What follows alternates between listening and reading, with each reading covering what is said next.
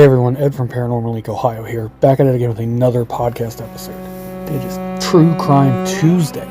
We're going to do this once a week on every Tuesday from now on. True Crime Tuesday is going to be dedicated to nothing but true crime episodes. And tonight's episode is just as bad as the other ones. This is a crazy case that happened in New York City from 1972 from 1973. It is the Charlie Chop-Off murders. An unidentified serial killer. So, we're going to talk about the case, we're going to talk about the trial, and it's crazy. Yes, he is an unidentified serial killer, but they do believe that they thought they had caught the guy. So let's just kick it off. Charlie Chop-Off is a pseudonym given to an unidentified American serial killer, known to have killed 3 black children and 1 Puerto Rican child in Manhattan between 1972 and 1973. The assailant is also known to have attempted to murder 1 other child. All the victims of Charlie Chop-Off were male, and all but 1 of the attacks involved in genital mutilation, or attempted genital mutilation. Genital mutilation. Don't know why I said general. While the case is still considered an open one, Ernesto "Erno" Soto was held as a suspect and confessed to 1 of the murders, but was considered unfit for trial in December of 1976 and returned to a mental institution. On March 9, 1972, 8-year-old Douglas Owens was found dead, stabbed 38 times. His penis had been cut, but not severed from his body. On April 20th, another black youth was repeatedly stabbed. His genitals were severed from his body. Although he survived his injuries, on October 23rd, 9-year-old Wendell Hubbard was stabbed to death on the roof of an East Harlem tenement block. His penis had also been severed from his body.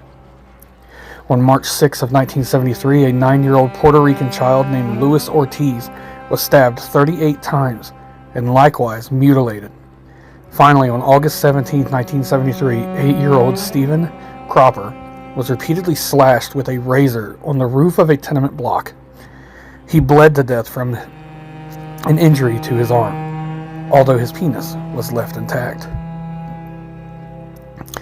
Now we're going to talk about Erno Soto. After the botched abduction of a Puerto Rican boy on May 15, 1974, Ernesto Soto, 33, was arrested by the police while babbling a religious slogan. He had been an internment patient at the Manhattan State Hospital since 1968 and was described as an unemployed former drug addict. Soto confessed to the 1973 slaying of Cropper. His only surviving victim did say that Soto looked like his attacker, but refused to positively identify him.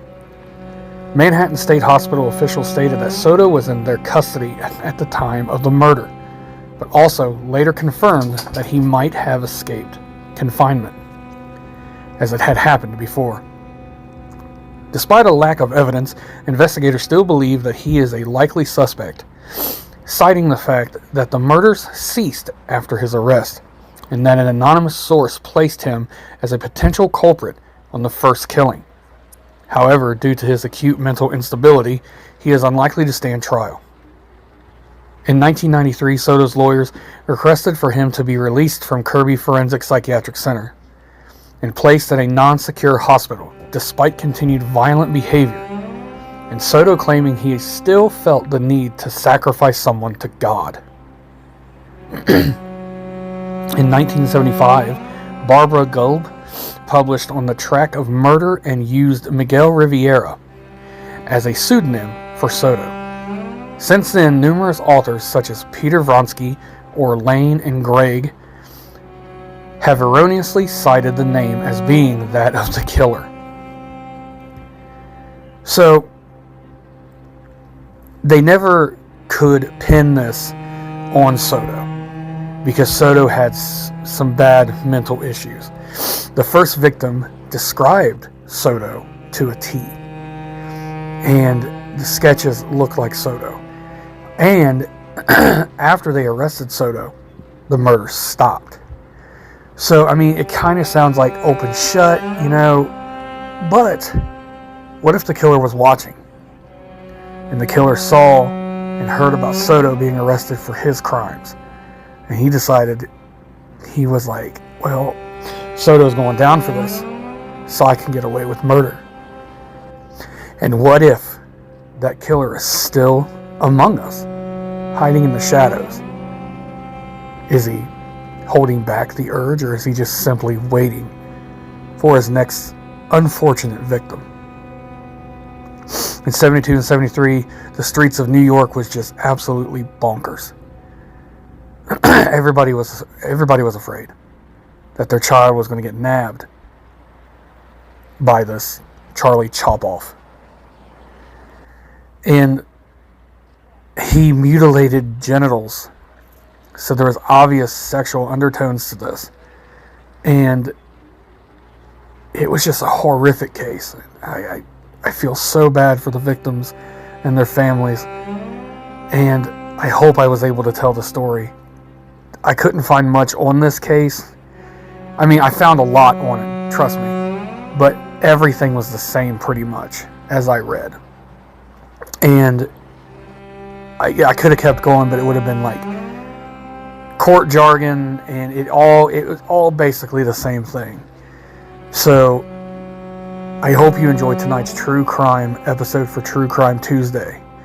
And I want you guys to keep coming back every week for this. If you're not into the paranormal, I have the True Crime on Tuesdays. Friday nights is going to be Paranormal for Fear Friday. I love the paranormal. It's my passion. I've always been into the paranormal since I was a young child.